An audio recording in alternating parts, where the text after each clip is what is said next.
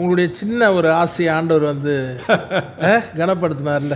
எனக்கு பிலிகிராமில் 1953 வருஷம் Palayamkottai send John's கல்லூரிக்கு தான் முதல்ல வந்தார். அங்கே உள்ள ஃபுட்பால் கிரவுண்டில் தான் அவர் பேசினார். அவர் ஆல்ரெடி 4 அங்குலமோ 5 அங்குலமோ எஸ்டிசியில் உள்ள டீச்சர்ஸ் எல்லாம் கொண்டு போய் அவருக்கு மாலை போட வச்சாங்க. நம்ம டீச்சர்ஸ் ஹைட்டு தான் நமக்கு தெரியுமே. ஸோ அவர் பாவம் மனுஷன் இப்படி தான் குனிய வேண்டியிருந்துச்சு. இப்படி குனிஞ்சு அவர் கூட இருந்தவங்களும் அப்படி தான். அவர் பிரதனில் வந்திருந்தார், ரைட் அண்ட் ஃபோர்ட் எல்லாம் அப்படி குனிஞ்சு அப்படி போட்டாங்க. அப்போ நாங்கள் போய் கேட்டேன், எனக்கு அப்போல்லாம் 1953 எனக்கு என்ன, நான் பிறந்தது 1947, 53 என்ன வயசு, ஒரு 6 வயசு. ஆனாலும் அப்படியே உட்காந்து கவனித்து கேட்டுக்கிட்டே இருந்தோம்.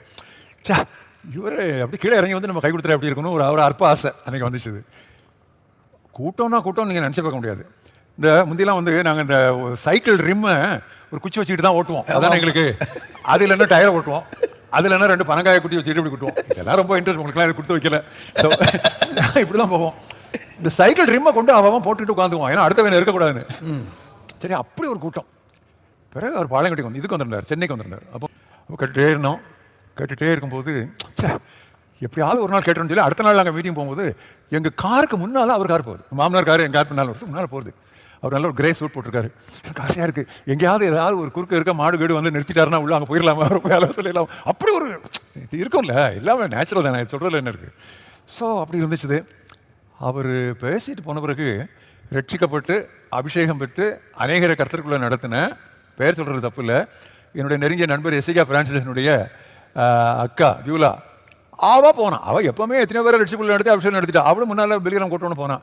ஏய் உனக்கு என்னாச்சு, நீ அங்கே போனான்னா பக்கத்தில் போய் பார்க்கலாமேன்னு போனேன். இது எல்லாருக்கும் இருக்குதுண்ணே. ஸோ இந்த மனுஷனோட எப்படியாவது கையை குடிக்கிறணும்னு ஆம்ஸ்டர்டாம் போனேன். அங்கே போனால் அவர் பக்கம், அதாவது அவர் ரொம்ப ஒரு ஆர்டிஃபிஷியலாக அந்த சி கேட்டு செக்யூரிட்டி அப்படிலாம் ஒன்றும் இல்லை. ஆனால் அவருக்கு அங்கே செக்யூரிட்டி அங்கங்கே வந்திருக்காங்க. ஏன்னா அவங்க ரொம்ப கேர்ஃபுல்லாக இருந்தாங்க. ஏன்னா ரஷ்யன் எப்போவுமே அவருக்கு கம்யூனிசம் அவருக்கு அகேன்ஸ்ட். ஸோ அவருக்கு ஒரு லைஃப் த்ரெட் வந்துடக்கூடாதுன்னு 5000 பேர், பெரிய ஆடிட்டோரியம், சூப்பர் ஹியூமன் ப்ரோக்ராம்ஸு. அப்போ எங்கேயாவது வழியாக வந்துட மாட்டாரான்னு பார்த்து எங்கிக்கிட்டே இருக்கேன். 4 நாள் ஆச்சு, 10 நாள் ப்ரோக்ராம், 5 நாள் ஆச்சு, 6 நாள் ஆச்சு, வரவே இல்லை. ஏன்னா ஆண்டவரே அப்படின்னு இருக்கிறேன். நான் இங்கே பக்கத்தில் சாம் கமலேசன், இங்கே இவங்க நம்ம சாது செல்லப்பா, பிரகாஷ் சசுடியான், நாங்கள் எல்லாம் ஒரு ரோல உட்காந்துருக்கோம். திடீர்னு மனுஷன் அங்கே வராரு. மீட்டிங் ஆரம்பிக்கல. பெரிய ஊழியக்காரங்க, ஸ்டார் ப்ரீச்சர்ஸ் எல்லாம் இப்படியா வருவாங்க, அவ்வளோ அவங்க பெரிய பந்தாவால் வருவாங்க எம்ஜிஆர் ஸ்டைலில்.